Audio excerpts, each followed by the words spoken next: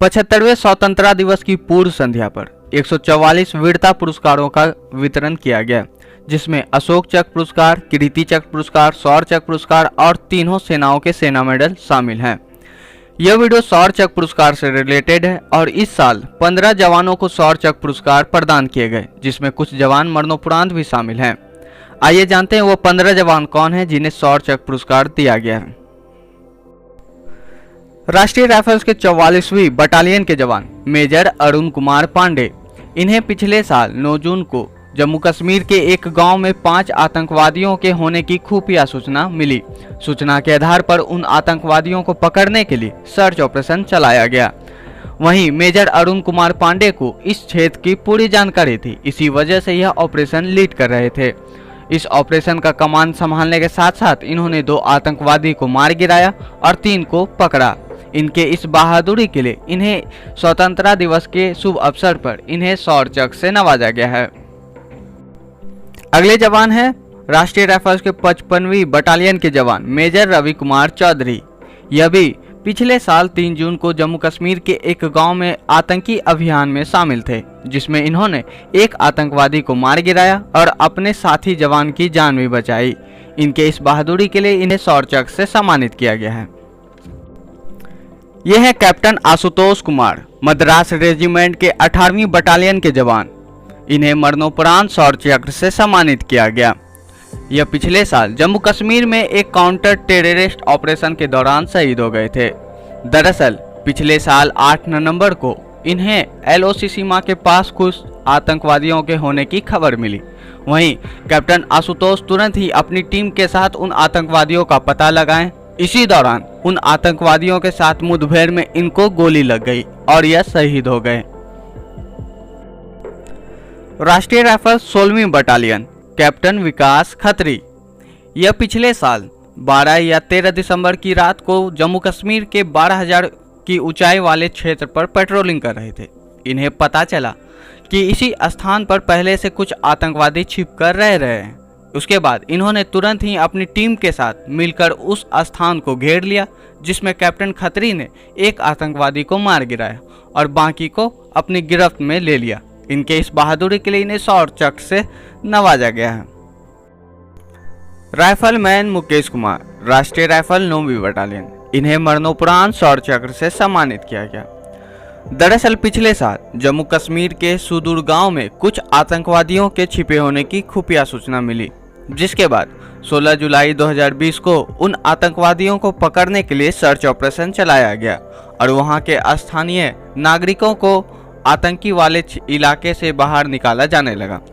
इसी दौरान नागरिकों के बीच एक आतंकवादी अपने कपड़ों के भीतर हथियार छुपाकर रखा था और जब उस आतंकवादी ने फायरिंग करने की कोशिश की तो वहां पर मौजूद राइफलमैन मुकेश कुमार ने उस आतंकवादी को रोकने के लिए सामने आ गए और वह आतंकवादी मुकेश कुमार पर गोली चला दिया।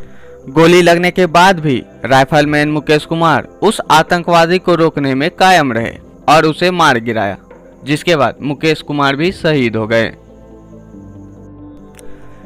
सिपाही नीरज अलावती, राष्ट्रीय राइफल 34वीं बटालियन, इन्हें भी शौर्य चक्र से सम्मानित किया गया है और यह भी पिछले साल जून में जम्मू कश्मीर में एक आतंकी अभियान में शामिल थे, जिसमें इन्होंने अपने साहस का परिचय देते हुए पाकिस्तान के एक कट्टर आतंकवादी को मार गिराया और एक को घायल किया।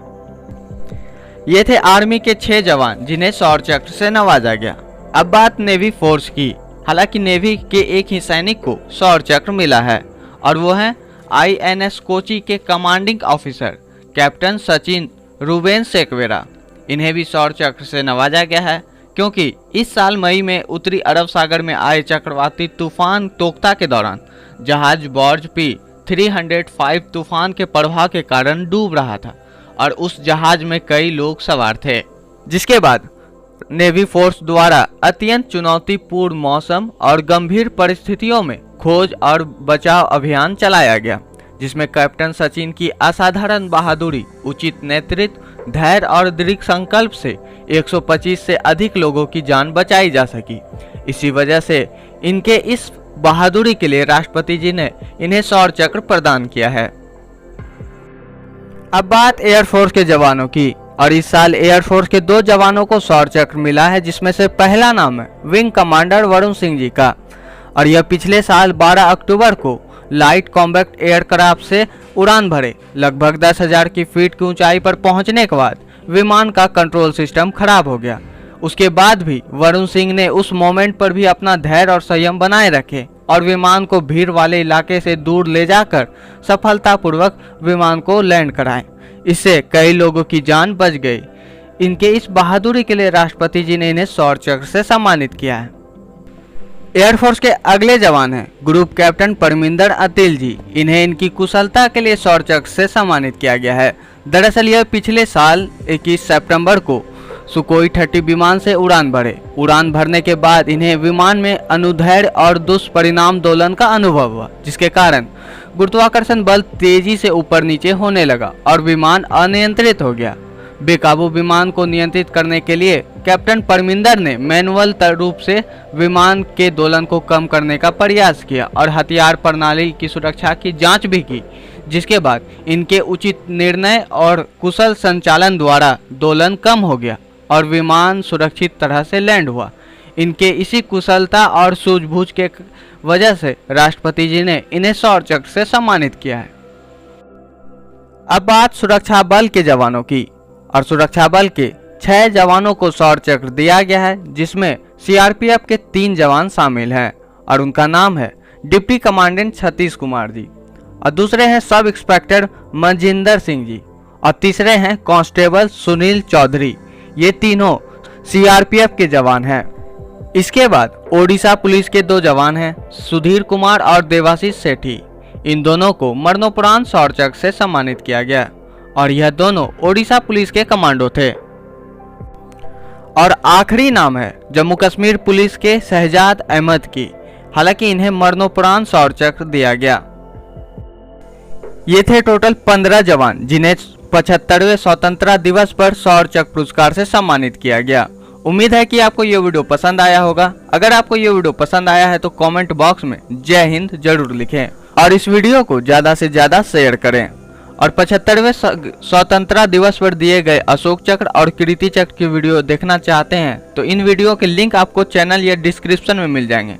मिलते हैं अगली वीडियो में, तब तक के लिए मुझे दीजिए इजाजत। जय हिंद, जय भारत।